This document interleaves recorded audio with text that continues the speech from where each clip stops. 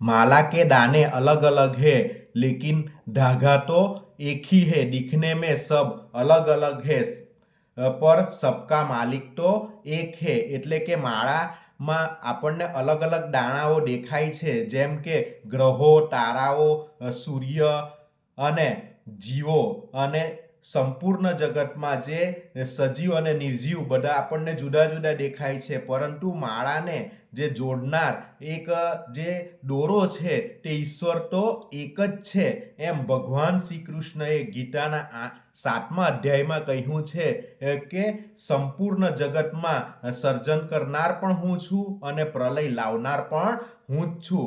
એટલે આ દુનિયામાં સૌથી વાત કરીએ તો મહત્વનોમાં ઈશ્વર એક જ છે, કોઈ ઈશ્વર અલગ નથી અને બધાને જોડનાર ઈશ્વર એક જ છે। જેમ આપણે વાત કરી કે બલ્બ, ટ્યુબલાઇટ, પંખો, ટીવી, ફ્રીજ, કોમ્પ્યુટર બધા ઉપકરણો, આપણી પાસે ઘણા બધા ઉપકરણો છે, પરંતુ તે બધા અલગ અલગ દેખાય છે, પણ વીજળી એ અદ્રશ્ય સ્વરૂપે છે અને તે આપણને જોઈ શકાતી નથી, પરંતુ વીજળી હોય તો જ આ બધા સાધનો ચાલે છે।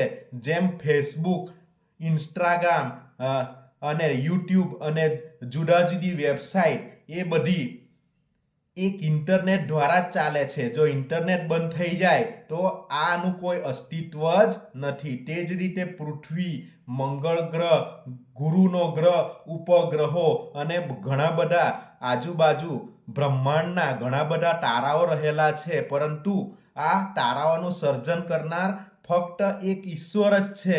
અને આમ આપણે વાત કરીએ તો આમ દુનિયામાં ભલે આપણને વસ્તુઓ અલગ અલગ દેખાય છે, પરંતુ વસ્તુઓનો જોડનાર તો એક ઈશ્વર જ છે।